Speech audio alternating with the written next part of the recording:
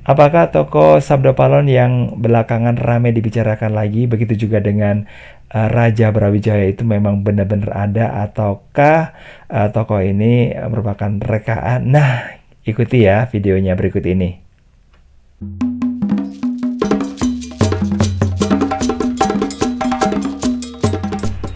Assalamualaikum warahmatullahi wabarakatuh. Apa kabar semuanya guys? Ketemu lagi di Ensiklopedia Budaya. Jangan lupa ya untuk dukungannya dengan like, subscribe, komen, dan share untuk mendukung channel ini.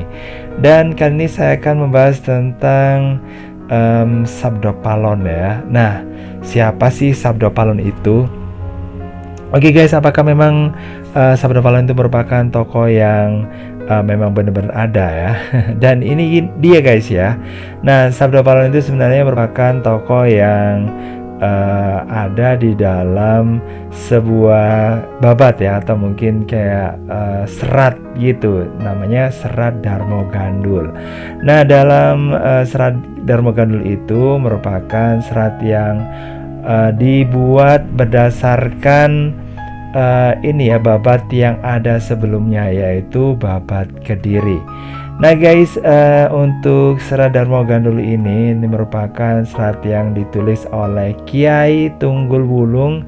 Nah ini pada tahun 1800-an gitu ya, setelah 1832 maksudnya ya. Nah Kiai Tunggul Wulung ini siapa? Nah dia adalah seorang pertapa gitu ya, dikatakan dalam babat Sending ing Tanah Jawi. Nah dia itu punya ciri-ciri tubuhnya tinggi, sorot mata tajam, berjenggot sampai perut. Nah menurut laporan dari Residen Jepara, nah Kiai Tunggul Wulung ini merupakan seorang petani guys yang lahir di Kediri. Nah ada juga yang mengatakan bahwa dia ini adalah anak selir pegawai Pura Mangkunegaran yang nama aslinya adalah Raden Tandakusuma atau Tondokusumo ya kalau menurut orang Jawa.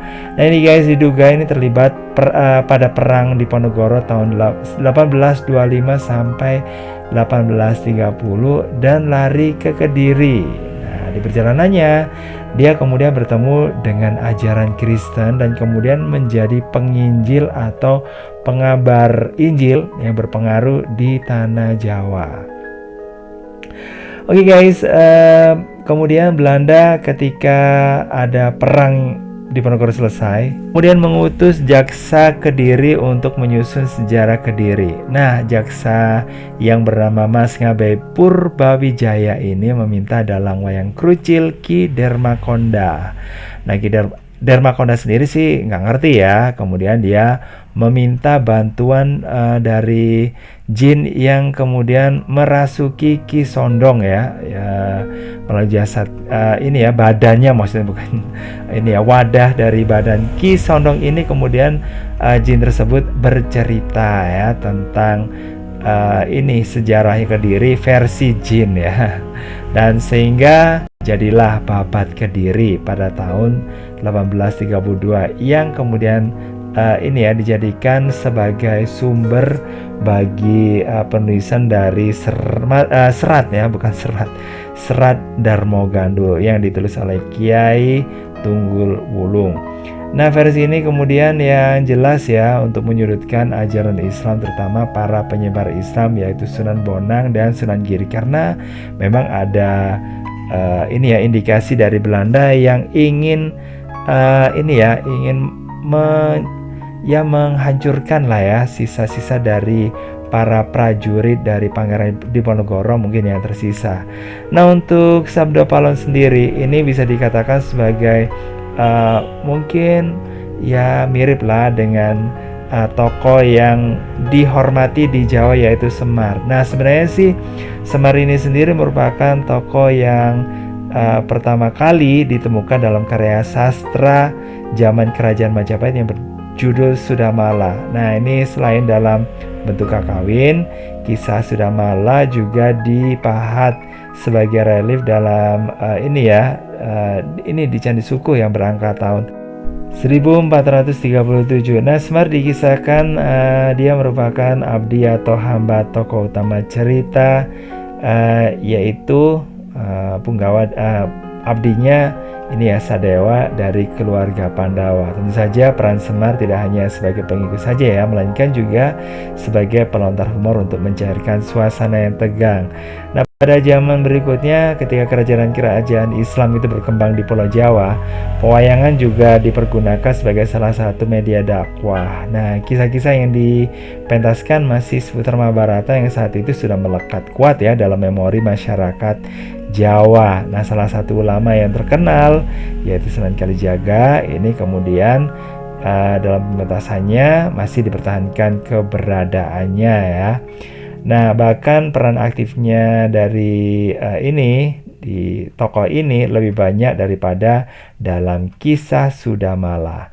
Nah, dalam perkembangan selanjutnya derajat Semar semakin meningkat lagi ya. Para pujangga Jawa dalam karya sastra mereka mengisahkan Semar bukan sekedar raja jelata, melainkan penjelmaan dari Batara Ismaya. Nah, ini kakak nomor 2 dari Batara Guru. Nah, kemudian guys, Semar sendiri secara bentuk ya, ini sifatnya sangat unik ya, seolah-olah merupakan simbol dari penggambaran jagat raya. Nah, bentuknya bulat, merupakan simbol dari bumi, tempat tinggal dari umat manusia dan makhluk lainnya. Nah, Semar juga selalu tersenyum, tetapi matanya itu sembab, penggambaran dari simbol suka duka ya. Dan wajahnya tua tapi potongan rambutnya bergaya kuncup seperti anak kecil. Nah, simbol dari tua dan muda. Jadi juga termasuk jenis kelaminnya ya, laki-laki tapi berpayudara seperti perempuan. Nah, simbol dari pria dan wanita. Dan juga simbol dari golongan atas dan golongan bawah. Nah guys, tokoh Sabda Pahlawan bisa dikatakan bahwa tokoh ini merupakan tokoh fiktif karena tokoh ini muncul di Serat Darmo Gandul. Nah, Serat Darmo Gandul ini sendiri merupakan semacam kitab gitu ya, yang ditulis ya beberapa saat setelah penulisan dari Babad Kediri itu sendiri yang ditulis pada tahun 1832. Nah, ini bisa ditarik kesimpulan ya. Kalau kalau Majapahit itu runtuh atau mungkin hilang pada tahun 1500-an gitu, dan 1800 itu udah berapa ratus tahun ya, 300 tahun guys.